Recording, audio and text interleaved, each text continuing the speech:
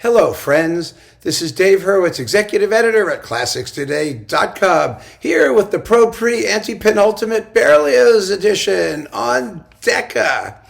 It's not really even that. Now, you know perfectly well that when a major label calls something the Essential Ultimate Collection, that they're just, their gums are flapping in the breeze, right? That it's nonsense, especially when it's 5 discs for the price of 1. And this is a classic example of that. It is, of course, called, like everything in this series, the ultimate, the essential masterpiece, the ultimate Berlioz, the essential masterpieces. Well, ultimate and essential are mutually exclusive terms. Ultimate means sort of everything, or everything you possibly need. And essential means only that which you basically need. So even on its face, it's just, it's nonsensical. It really is. It's oxymoronic. Well, let's see what we have here and whether it's any good, and then we can take it from there, shall we? So we begin with, classic performances of the essential masterpieces. The Symphonie fantastique with Zubin Mehta and the New York Philharmonic on Decca. Remember that?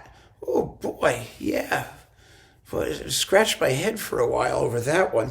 When was that recorded? I don't even know. Let's take it out of its rather skimpy little case here. Oh, look, it's cracked. That makes it even more appealing. Yes, look, it has this big jagged crack through its jewel box. It always happens.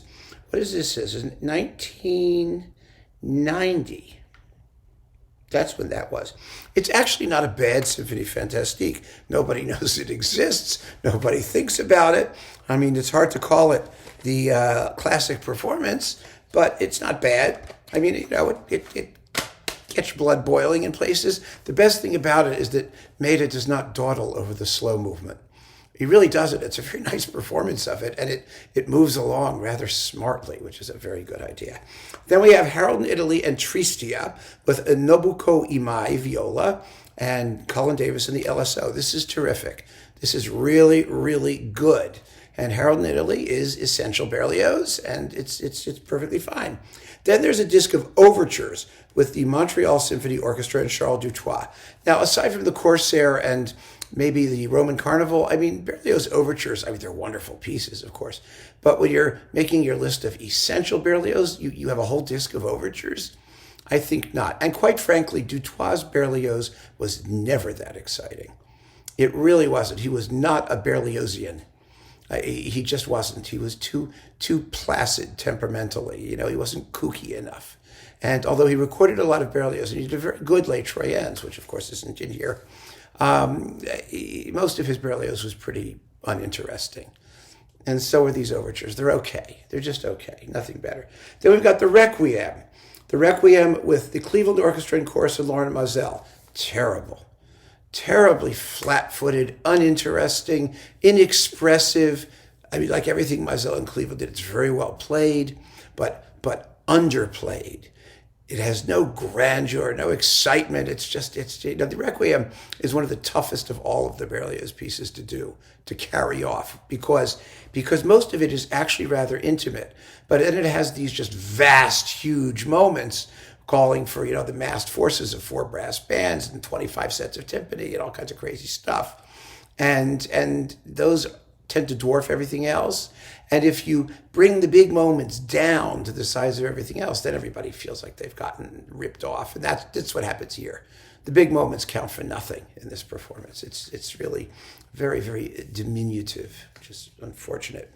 Then we've got 3 choral works, Tantum Ergo, Veni Creator, and Le Temple Universel, with the Schutz Choir under Roger Norrington, where he belongs, with his own little choir, doing his own little choral bits.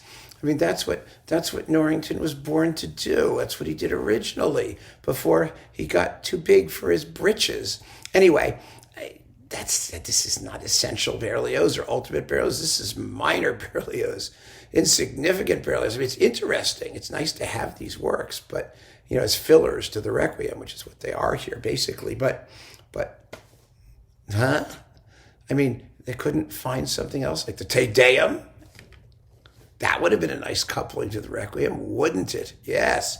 Anyway, and then finally, the Grand Symphonie Funèbre et Triomphale with the Montreal Symphony Orchestra and Chorus. A very, very uninteresting performance of that. And I mean, again, that is not essential Berlioz. I love it. I mean, don't get me wrong, I love it. I love the original version for huge wind band and no chorus. That's even better than the version with chorus. Because, the chorus only sings, whoop-de-doo, we're French. I mean, that's the chorus. But boy, here you have plenty of space on the 5 discs. They could have included The Damnation of Faust. They could have included Romeo and Juliet. They could have included, who knows, L'Enfance du Christ. I mean, I'm just thinking of other people. And Berlioz didn't write that much major works, major things. They could have put in a wonderful performance of Les Nuits d'été. There's some really fabulous, popular, essential, ultimate Berlioz that isn't in here. So if I had to say, even for the money, do you need this? Well, Harold is great. The Fantastique is okay. And the rest of it is sort of irrelevant. So I would say, no, you don't need it. You really don't need it at all. It is neither ultimate or essential. It is not even Propreantepenultimate, as I pointed out originally. So better luck next time, fellas.